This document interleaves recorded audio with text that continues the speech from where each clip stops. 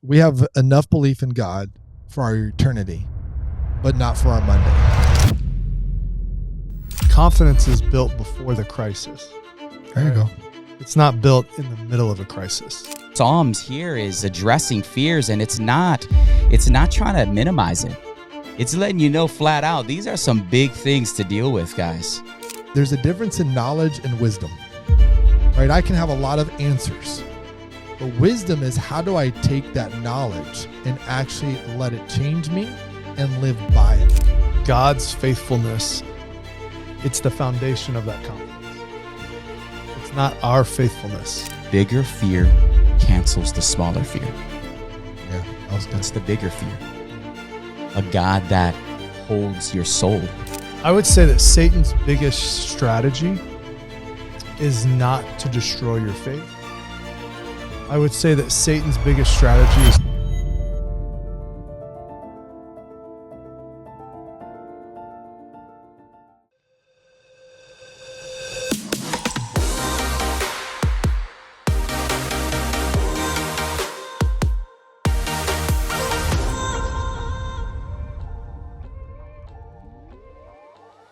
What is going on, post-Sunday podcasters? I hope you guys are doing well. This is Pastor Johnny with you guys, your host. Excited to be with you guys here on another episode of our Season 4 Psalms. We're excited to be in the Psalms. It's been great. I hope you've been joining in with us. We have dived into the Psalms, and we've been going through a lot of different Psalms here throughout the year. We're not going to go through all of them, but we're going to go through a big chunk of them. So hopefully you are enjoying this journey with us today. And I just want to remind you guys, we got discussion guides available for you. If you guys are interested in just deepening your study in every conversation that we have, which with each and every Psalm, I highly encourage you, go check that out. It's in every bio of our profile pages, YouTube, Instagram, X. Go to our profile page, hit the link tree there, and it's going to take you straight to a lot of different resources, and one of those is the discussion guide that is available there for you guys. Another thing, too, is our Diamond Level channel. If you guys haven't been familiar with that, it's a new channel that we created on our Instagram page for those that just want some extra content, those that want to continue to deep dive, some extra announcements, anything there, you'll find it. And so hopefully you can join us there and be a part of that. But I'm excited, man. Psalms 91 is where we're going to dive into today. So wherever you are reading your Bible from, please open up to that. We're going to dive deep into Psalms 91. A lot of us are familiar with that. But before I do, you know I'm not alone here. I am joined by the legend himself, our lead pastor, Pastor Tim Grandstaff. What's going on, homie? I got early 80s vibes today. We got Three Amigos. You know this movie? You seen this movie? I bet you never seen this movie. You need to go see this movie. Okay. Three Amigos. 80s, 90s? Yeah, a little bit before your time. Okay. But you know, with Chad in the house today, that's what I got. I got Three Amigos vibes as we roll into this one. I got you. Three Amigos vibes. We've done this before. The individual that's with us here today he's not a guest anymore. He's family of the podcast. He's been with us for quite a few episodes. You guys know him. He is Pastor Chad Harper, our executive pastor over at Genesis Church Orlando. What's up, my man? What's up? How you doing, brother? Good. Good, man. It is busy. Lots going on our end. And so, yeah, we want to get right to things, man. Psalms 91. Pastor Chad had brought an amazing message in regards to that. Heavy. Definitely, it's just one of those Psalms that really just cuts deep into the heart because it is very personal. And so I love that, man. That was a great teaching. And so we included that link for you guys. Anybody that's watching us live, first off, wherever you're watching us, let us know where you're watching from. But the link is below for those that are on Instagram watching us. You can check that teaching out by Pastor Chad. It was awesome, man. But one of the things that really stood out for me, there was multiple things. One of them was that none of us are, or let me reframe it. we're all susceptible to chaos. We're all susceptible to trials, to tribulation. It's not a matter of if, it's a matter of when. And who stands within that? There's two brackets of people. There's those that are either consumed by it or those that stand firm in it and know where their dwelling place is in and whose their dwelling place is. And so I find it funny because in our modern day society, I read a statistic getting ready for this podcast that in 2024, approximately $45.7 billion globally is projected, was into the self-help section of books. And so where I get to with that is when those moments of chaos come, you have two different, you get into this lane of fear, this lane of control, and you're trying to dominate it with those factors. And control seems to be the first one that ends up taking place. But when you find out that you don't have really control of that, now fear begins to take place. And this is kind of where Psalms 91 sits at. Is where are you dwelling? Where is your dwelling place? Where are you hiding in? And I want to pick that apart a little bit. So you yesterday when you launched this psalm, you reiterated a few times just verse 1. He who dwells in the shelter of the Most High will abide in the shadow of the Almighty. And I would say that as those that are watching, this is the Post Sunday podcast, so it has a connection to Sunday, but now there's so many people that watch and listen that are not connected to our Sunday sermons. So it's something that they take in a fresh way. You led yesterday, probably in a way I don't think I've ever seen you step in before when you preached, and that was you just hit right into the first verse. Usually you get up and there's a story, there's something about your kids, and you just launched right in that verse and put the emphasis right there.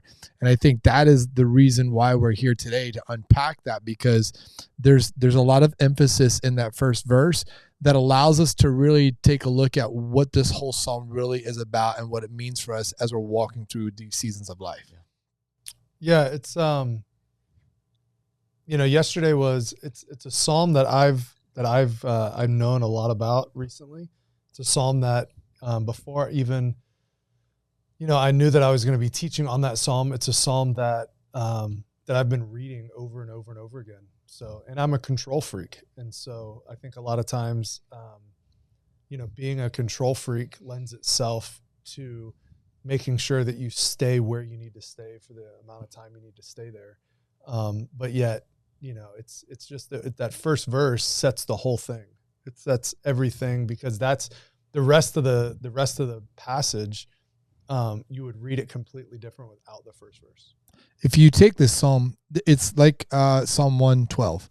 It's a 2-for-1, right? Because most people don't realize that it's not just Psalm 91. Many writers, many of the early scholars, the sages, they believed it was a continuation of Psalm of 90.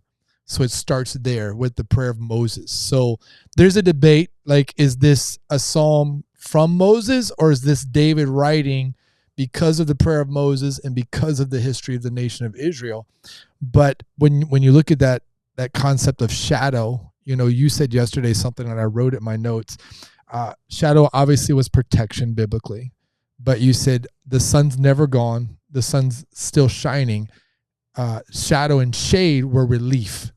And I would say today, as we launch into this podcast, that is what a lot of people are looking for. It's not always the escape. It's not always that it completely is gone. Obviously, we would love for that to take place.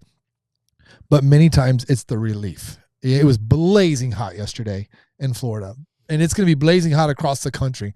There's like a heat dome coming across. My brother lives in Burlington, North Carolina, and I saw that, like, the Raleigh area, which is about 30 minutes from him, is like the center of the heat dome. It could get like 110 there over this week. So I was like, to my brother, who never wants to come to Florida because it's too hot and he hates the sweat, have fun.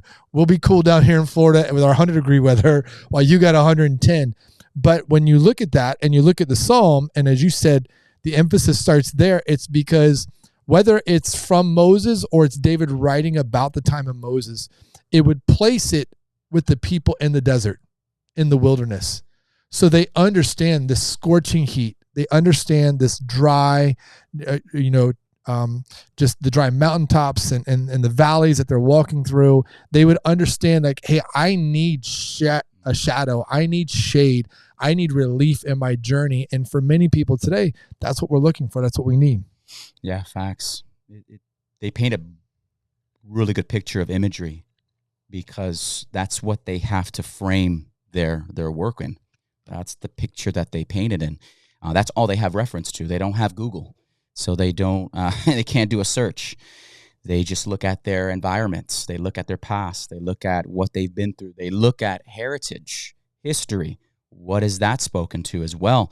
So David's he's tying in, or Moses, whoever's the writer here, he's tying in to a lot of this history.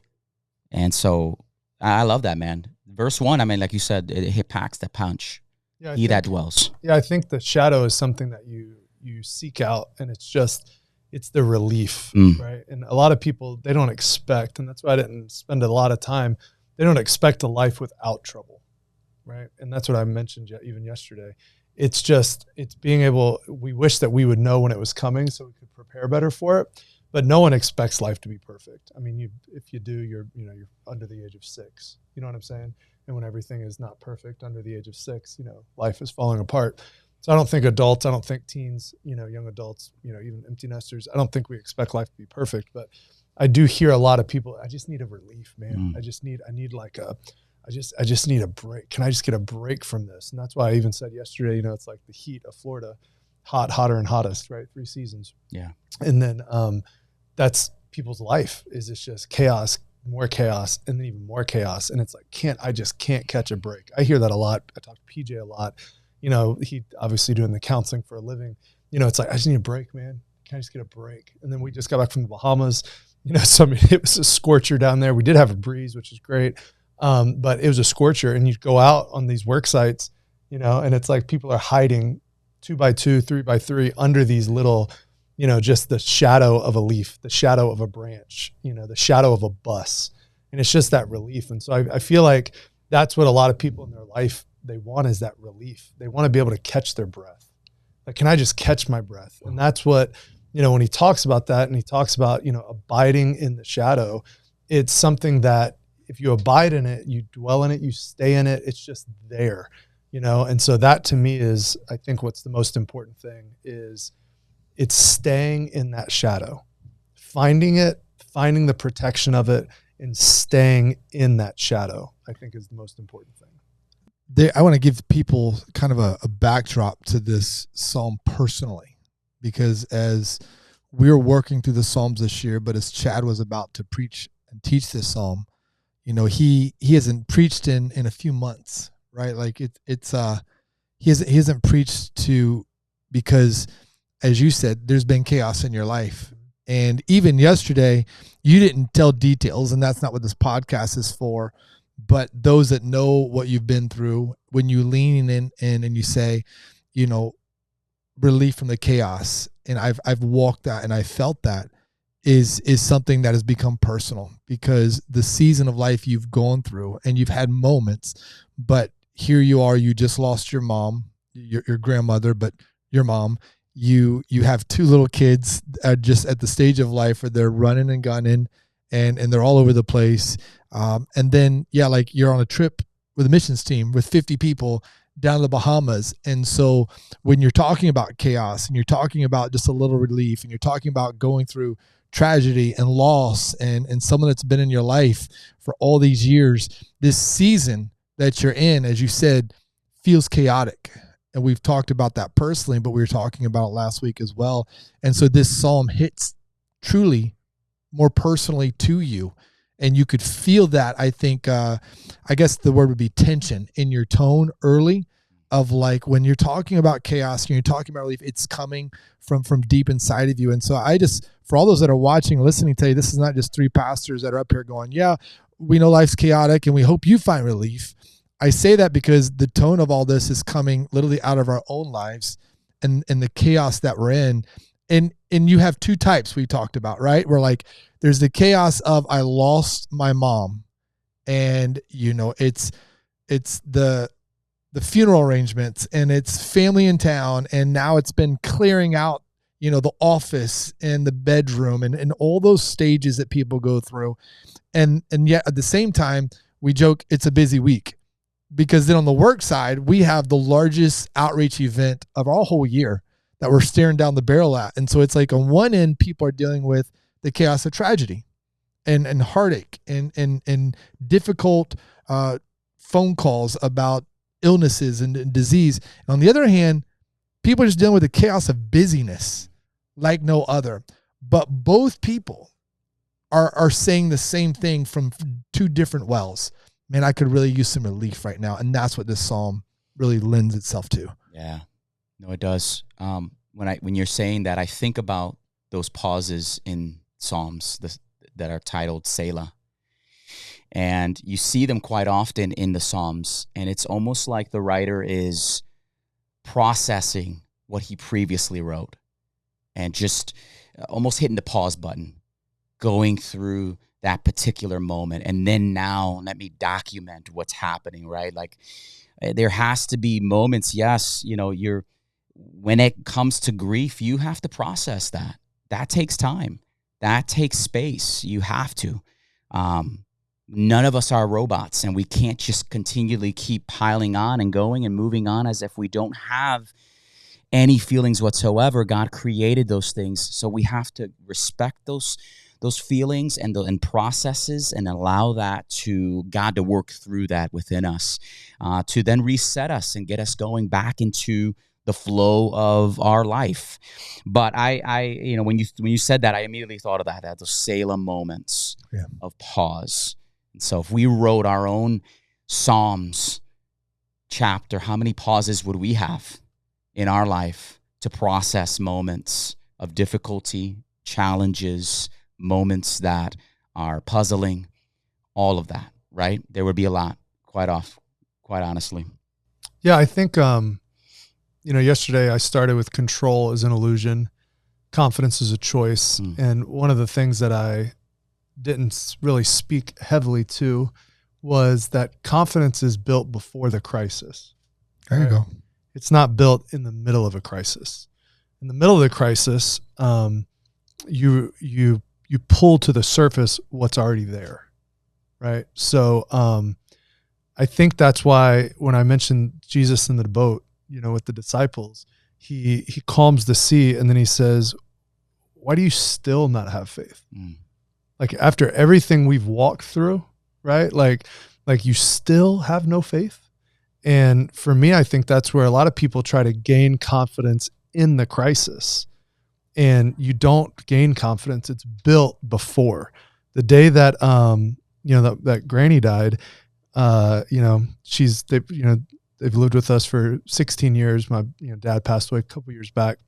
So that day, when I found her, right, we had to do all the stuff whenever you have to do that through hospice and everything that morning. And then I had to get dressed and I had to go to a funeral for someone else that day. Yeah. And for somebody that I knew, somebody that I've known for 15 plus years. And people would say, well, how can you go do that? And I said, well, just what you do. It's like, but it's so hard. It's like, I know, but I'm not preparing for that moment in the moment. God prepared me for that moment based off of what he had built inside of me before that moment arose. And I think sometimes that's where we get messed up, is that when things are okay, I wouldn't say great, but when they're okay, we stop building, and it's like a city, right? So, Orlando was never meant to be this big. Any research you ever do on the city of Orlando, it was never meant to have 5 million people. That's why the roadways are awful. That's why the traffic is awful. It was not built to sustain this. And they're trying to keep up, but more people keep coming down. And so that's why you always feel like you're playing catch up. And when you get a situation where you can build before the crisis arises, that's what will prepare you in the crisis. I love military stuff, right? I was not in the military. I have some family members that served in the military, but I've always been fascinated by it. And one of the Navy SEALs books that I read, talks about the training that the SEALs go through, and they have drown-proof training. And it's where in a controlled environment, in a pool, they get in and they drown. And it's a crisis. And they learn that the calmer you are in a crisis, the calmer you are as you're drowning, right? And you're thinking, how can you be calm when you're drowning? They teach you and they build that into you so that when you're in the war, the actual war where bullets are flying and you are drowning, you remain calm in the crisis. And to me, that's what I think that we have got to make sure that we are doing a good job of building our life on the firm foundation of who God is before the crisis arises. And so the question then in my head goes, well, that means we have to have a shadow, because we got to have a little relief so that I can begin to build that. And I would say, we always say, don't bail before the breakthrough. So do what you can do today to build for the crisis you may see tomorrow. And so, yes, you may be in the middle of one, but build today. Build today so that you can sustain and have confidence in the crisis that arises tomorrow. And there's multiple ways that you can do that. You can kind of speak into what you think of that. Well, this psalm has a center point to it, and it's not. Psalm has nothing to do with how to get chaos out of your life and how to get danger out of your life. The psalm is centered on, where do I go when there's chaos and danger? And so when it opens up and it says, he who abides in the presence of the Almighty, that word abide, as was been discussed and yesterday was talked about, doesn't mean visits, doesn't mean comes there occasionally. And that's what we do when chaos arises, when bad things happen, then we visit the presence of the Almighty. That word abide was, this is where I dwell. This is where I stay. This is where I find myself. So when he says in verse 2, I will say to the Lord, you're my refuge and my fortress, my God, and in whom I trust. He's not saying this is where I go when those things happen. He's saying, already I know this. You are my refuge. You are my fortress. You are my God. As you just said, that's why I trust you. That's right. I've been there. I stay there. This is where I choose to dwell. And because of that, and as you were saying, and John, you can speak into this, you just said about these SEALs being taught calm in the midst of drowning and in chaos. One of the things we always say on all our missions trips is calm is contagious, right? Whenever things happen, whenever we have to flex, this week, when we have 1,000+ kids and volunteers in a gymnasium for our Ignite Sports and Arts Camp, and lightning's cracking around us, or something happens outside, when a crisis hits, the way we handle that as leaders is going to be contagious to everyone else. And if we handle it in a calm manner so that we can navigate it the best way possible, then that's contagious. If we freak out and we act like we don't know what to do and how are we going to handle this, everyone else follows suit. And it's the same way in our life spiritually. Yeah, well, that's good, man. I'm glad you went right along with verses 2. I will say to the Lord, this is a declaration. This is a declaration of trust. You are my fortress. You are my refuge. I love that, man. And when you make these declarations, it really begins to shape your reality of who God is, right? I can't call him this if I haven't been in a moment that I need him to be this. God will put you in position so that you might be in a position to know God in a different manner in life. How can you know God as a healer if you have not been through processes of healing, right? Like you have to be, those are the moments. And I can see David speaking language like this once again. Refuge, strength, right? Language of what does that remind you of? Some of the talks that we had where he's in a cave and he is declaring God to be this rock and this firm foundation in his life. Like he's going back to this language because this is what he knows God to be. This is where he found God's refuge and strength, is in the middle of his crisis. And what was the crisis? It was running away to save his life. And so here's a man that knows what it is, but he's making that declaration and saying, I'm putting my stance on this because this is the reality of my life. You are my fortress. You are my strength. And this, for him, even in verse 3, for he will deliver you from the snare of the fowler and from the deadly pestilence. This is intentionality, right? This is not someone that's just accidentally saying these things. He knows what he's been through. He knows what God's been in his life. And that is a marker of somebody that knows God. So let me say this about verse 3, because then I want him to talk about verse 4 with what he did yesterday. Verse 3 is hunting language, ladies and gentlemen. That's hunting language. The snare of the fowler, that was a trap they would put under the leaves that would catch the fowl, the birds. So what he's in essence saying is that the God that I trust delivers me from the unseen traps that are set all around me. That's some beautiful imagery for us today. Obviously, I think it's beautiful because it's hunting language. You know, you're trapping fowl, you're trapping birds, but at the same time, he's reminding us that there's things we see that we know are evil that are coming against us, or that you know that we can't figure out or overcome in our life. But there's also the unseen things, and you referenced it yesterday. The phone call we haven't gotten yet, the moment that's about to arise that hasn't shown itself yet. And this is beautiful language leading into verse 4 that just reminds us that even when the unseen things are trying to come at you, you can trust God in those. Yeah, I would say that Satan's biggest strategy is not to destroy your faith. I would say that Satan's biggest strategy is to distract your focus. And if he can distract your focus, it all goes from there. And that's what that snare of the fowler, like you're not looking.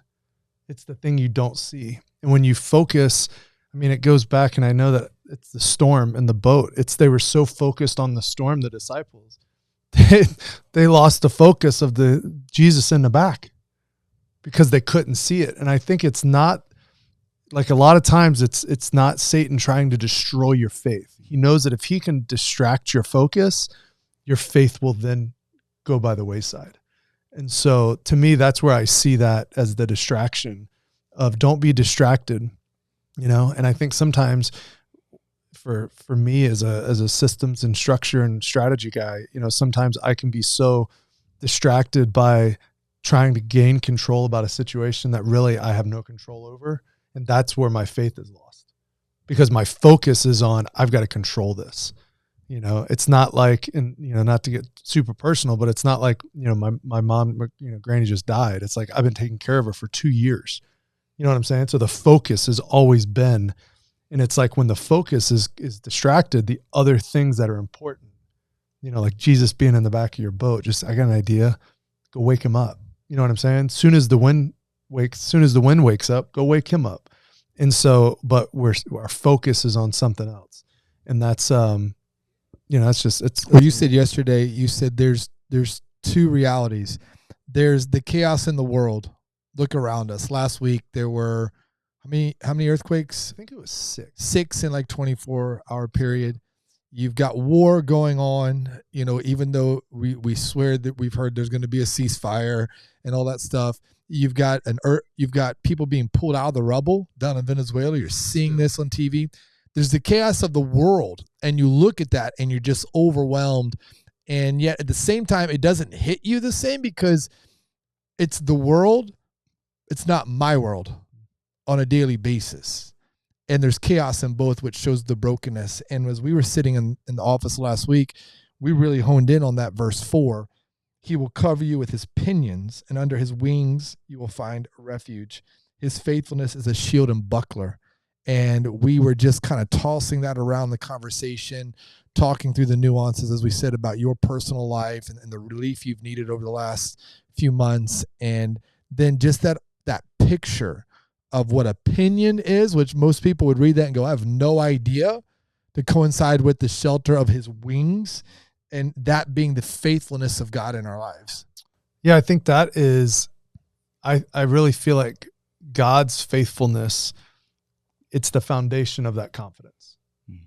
It's not our faithfulness, it's his faithfulness. And that's what I think really in that verse, that's what it really is saying, is it's his faithfulness. It's his unchanging character that you have got to build as the foundation. It's the rock versus the sand. It's the thing that you know will never change. And when you build your foundation on the circumstances in your life, those are ever changing. But the only thing that never changes is our God. And it's the unchanging character of his faithfulness, and to me, I think that's, the shield and the buckler. Buckler's a small shield. So it's the big shield and it's the little shield. It's when you need the big stuff, he's faithful. And even he's faithful when you need the little things, so it's not just the big, huge, audacious things that I need his faithfulness. No, he wants to be faithful in the big and in the buckler, the little ones, the little extras that you carry. That's good, man. That's good. This really echoes Exodus 19:4, where God it's his covenant to Israel, that he will protect them, that he will cover them, that he will shelter them, right? And so this is language that is being spoken that is not just made up. This is something that has been backed up by a covenant care that God has made to a whole nation that's generations before the writer is writing. And so this is not just some, let me just write this down. This is based on facts. This is based on what God has clearly done to a whole nation, protecting them through the ups and downs, ebbs and flows of what their history has been. And so it's beautiful language, man. He will cover you with pinions, and under his wings you will find refuge. His faithfulness is a shield and a buckler. And in verse 5, you will not fear the terror of the night, nor the arrow that flies by day, nor the pestilence that stalks in darkness, nor the destruction that wastes at noonday. Man, so much imagery here, right? But he's basing it off of his history and the history of his nation as well. I think the key point in when you read those things is how you read them. Chad did a funeral for, I swear he does more funerals than anybody in this church, for a family a few months back. Lady's husband died later in our church. And she came to me yesterday after the second service, and she said, friend told me I need to come ask you a question. And I said, okay. She said, I read a Bible verse and I don't know what it means. And I said, okay. And so I didn't know where she was going to go, but she just read from Proverbs, the fear of the Lord is the beginning of wisdom. And she goes, I don't know how to understand that verse. And we began to talk about it.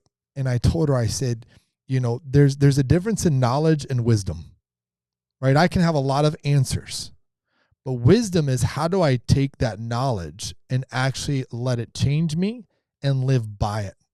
And I was telling her, it starts by the fear of the Lord. And I don't want to tiptoe through this and feel like I'm straddling the fence, but I feel like we grew up and fear of the Lord always had to be combated first.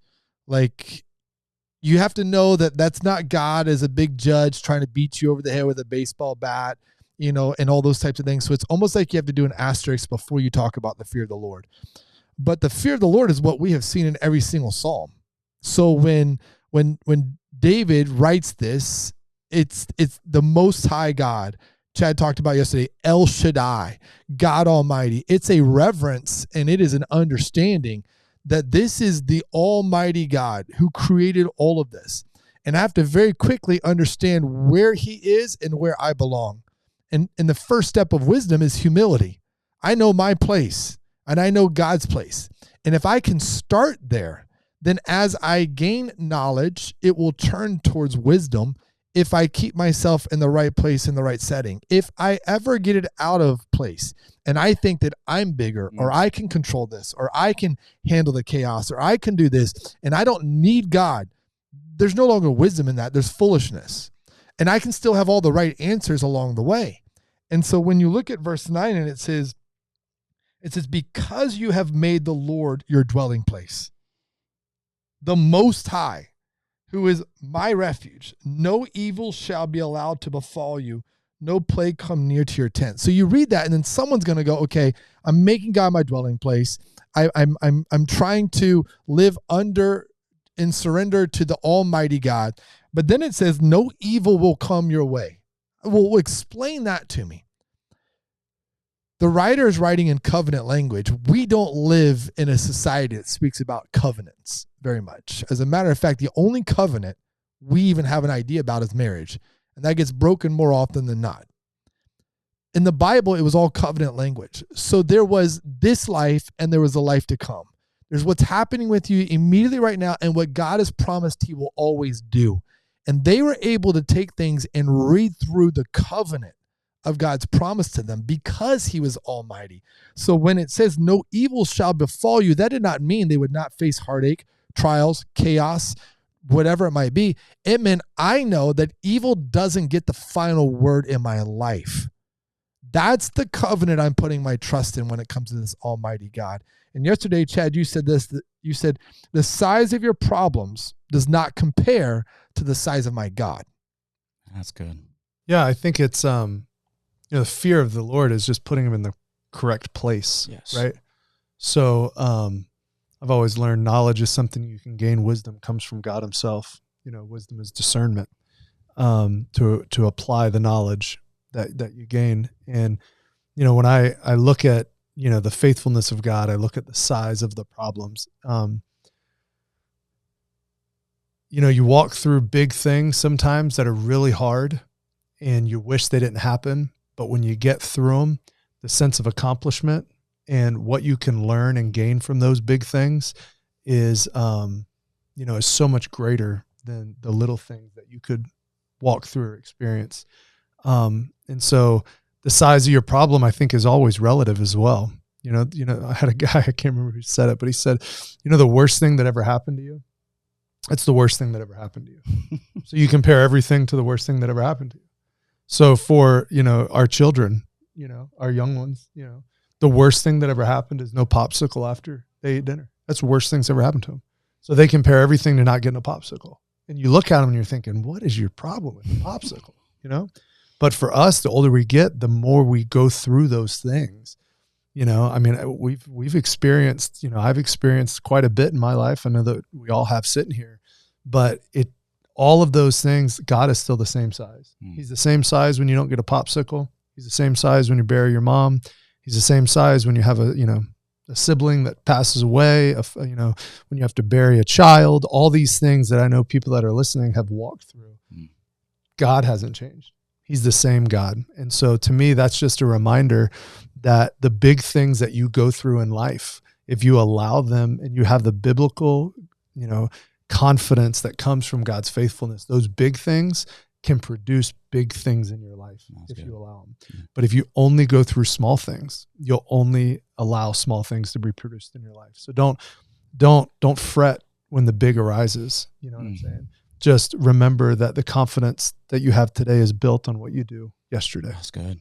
That's good. The bigger fear cancels the smaller fear. Yeah, that was good. What's the bigger fear? Yeah. A God that holds your soul. What did Jesus say, right? He explicitly said it in Luke 12. Don't fear those who can only harm your body. Fear instead the one who holds ultimate authority, because that fear puts every other fear in its proper place. That's good. Right? Fear the one that holds your eternity. That's the bigger fear. And so Psalms here is addressing fears, and it's not trying to minimize it. It's letting you know flat out, these are some big things to deal with, guys. But your God is bigger, right? It doesn't mask. It doesn't try to just mask it. It's like, yeah, you are going to go through some really, really tough stuff, but your God is bigger. And that is, There was a moment, my younger brother, my mom has been dead afraid of swimming, of water. There was a moment when we were young that he was in a lake and he couldn't swim and he was calling for help. What do you think my mom did? She canceled out the smaller fear because she loved my brother and wanted to rescue him. Right? Like your fear only becomes your fear because it's in front of you. But the moment that something bigger arises, it loses its power. And so you just keep that perspective. Bigger fear cancels smaller fear. I like that. I think verse 14, as we end it, is because he holds fast to me in love. And this is where the promise of God comes in. This is where God is speaking. Yeah, that's good. Because he holds fast to me in love. Not when he does, but because he does. It's a place of this is something that he already does. And so I think that to me is, I want that to be said of me, by God, because he holds fast to me in love. Because he holds fast to me. We already know God will never let us down. God will never let us go. But because he holds fast to me in love, he makes those promises, that I will deliver you. I will protect you. When you call my name, he says in verse 14 or 15, when you call my name. So, this morning I was on a call with some guys. We do a prayer call every Monday at 7:30. And then we do another one every Wednesday at 8. And I'm with these guys that are just walking through it, man. Some crazy stuff they walk through, but we call his name. We call his name. And I think there's a lot to be said in simply just calling the name of God. Because you love him, do you call him? So call the name of God. And then it's the promise that he just reiterates as he closes the psalm. I will be with you in trouble. Yeah, that's good. That means two things to me. It means he won't leave me, but it also means there will be trouble. So there's two promises. He's not going to leave you, but he also promises you there will be trouble. So to me, I think that's the goodness of it. It's there will be trouble. It's good. Okay. So I know what to expect. There's going to be trouble, but I also know that he'll be with me in that trouble.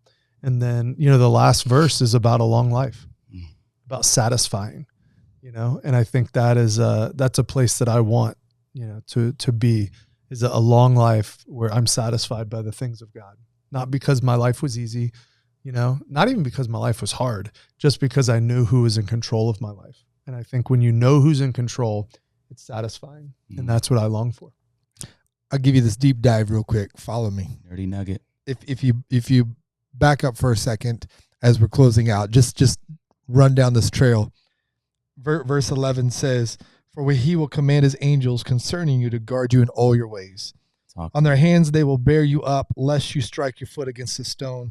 You will tread on the lion and the adder, the young lion and the serpent. You will trample underfoot." First of all, this is possibly David, if not Moses. Either way, if David's writing it, it's back at the time of Moses. This has wilderness and tabernacle language.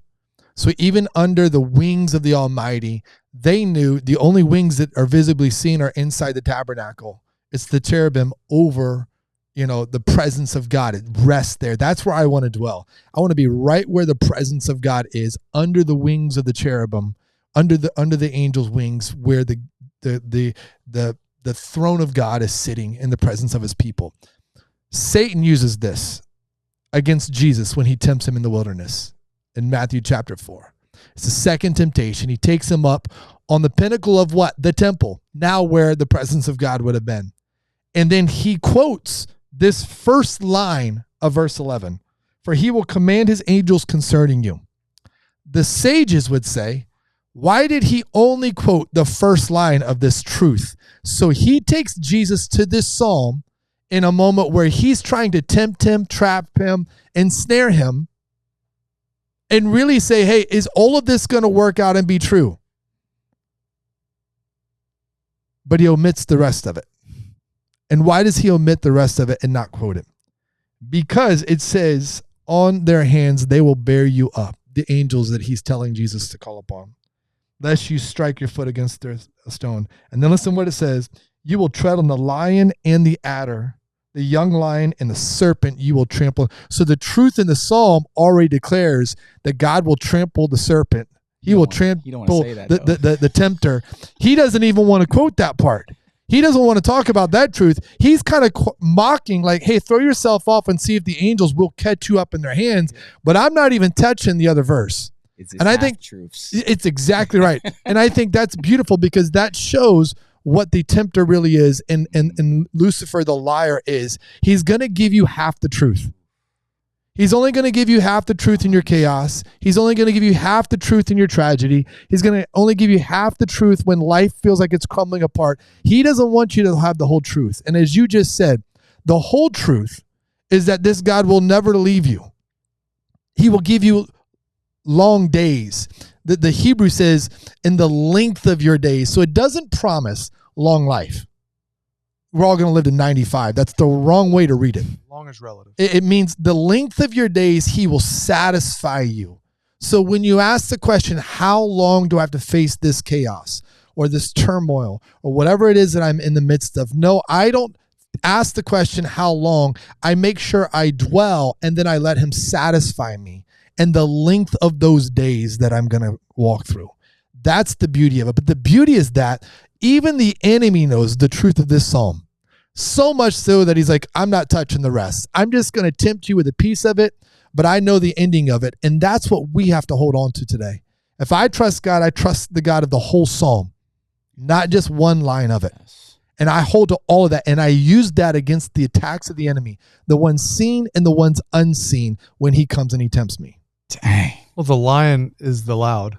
Yeah. Yes. And the serpent is the quiet. The lion attacks ferociously where everyone can see, right? And then the serpent is the one that bites you, and sometimes you don't even know you've been bitten. So he's covering full spectrum, I think, in this of fear, right? And so I think that's why the psalm is 16 verses and not 5. Yes. Because if it was 5 verses, someone could say, well, but in this situation. And that's why you see verses 4 through 11, 10 of this and that, this or that, And so I think that's what he's trying to say, because you do have to, there is that level of fear, but there has to be a foundation of faithfulness to combat that. Yeah. I know you're going to put a stamp on this, but I want to say this for everybody that's listening and watching, because I think this is true. Your closing statement yesterday was, we have enough belief in God for our eternity, but not for our Monday. And I just thought that's a gut punch. That's a gut punch for all of us, that we have enough belief in God for our eternity, but not for our Monday. And I was thinking about, as I said early, as soon as we sat down, I joked, I got Three Amigos vibes from the 80s. But because we get to live life together and we talk about this. So if you want some wisdom, some practical wisdom, I was with our men's, group yesterday, some of the leaders from them, and I said, Lone Ranger syndrome's not allowed. You lead together, you serve together. All together, we can do together what none of us can do alone. And there's a lot of people watching right now, your spirituality is in a Lone Ranger syndrome. And the beauty of doing it together with other people is when Chad goes through that moment, or I do, or you, or however that is, those chaotic moments in our life, you know what we get to do? Pass the baton. The questions I'm getting to ask him is, hey, do you need some time away? Do you need me to pick this up for you? Do you need me to take this off your plate? Because you're in a chaotic moment and season. You're dealing with the loss of your mom. Don't worry. Hey, don't even come in. Don't do this. It's being there to help in the relief, right? The same way as I'm not in that type of season, but for him to preach yesterday was because of all things coming, Ignite Sports and Arts.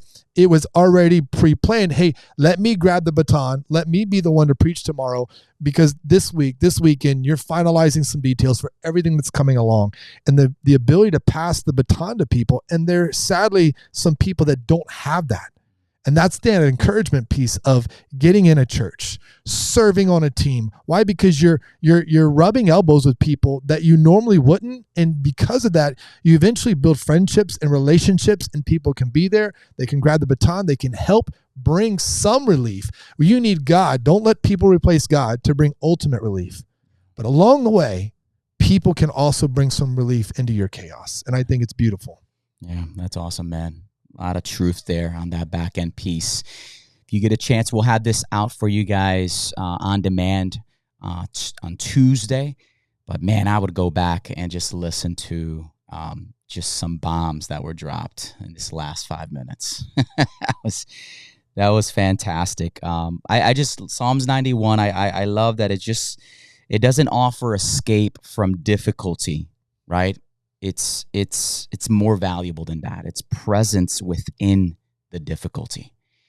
And I love that, man. And so today, man, just be reminded that your position, where you're dwelling, is important. And so read Psalms 91. We encourage you guys to take some time. It's not a big psalm. You could read it in a few minutes, but it'll be a huge blessing for you guys. I would encourage you to let it be a prayer that you meditate on as you're going through your time of devotion with the Lord, and let it bless you, man. Fellas, great stuff today, man. Chad, thanks again, my friend. You're welcome. Thanks for having me. Good blessing to have you, sir. Always. This is what we do. Yes, sir. So it's great to do it. Great to do it with you guys. And, for all those watching, listening, my prayer is what that woman asked me yesterday. How do I take this verse and understand it? Maybe there's something along the way today you would have not understood in this verse. I'll ring today, Chad, just saying there's the big shield and the small shield, right? Just the understanding of those two words that most people wouldn't understand. The ensnare, the fowler, the pinion, the feather of a bird, just different pieces that allow you to understand the scriptures differently. That's what we want to do. That's what this podcast is for. And if there's an older lady today that's going, oh, that's what wisdom's about. I'm literally walking her through how to subscribe to this on YouTube. She goes, I don't do Spotify, but I do YouTube, and I can watch this, and I can go back and watch the other ones. And I said, we just want to come every week and help you understand a little bit more about the Psalm we're teaching on Sundays to our church. Man, so good. So good. We got a ton of resources for you guys, so check all of that out. It's available for you guys in all of our profile pages on social media. But guys, man, once again, thank you so much for being a part of what we are doing here in season 4 in the Psalms. We hope it's been a blessing for you guys. We will be back for episode 27 next week. We're excited. I hope you guys can join us and be a part of it. Until then, grace and peace.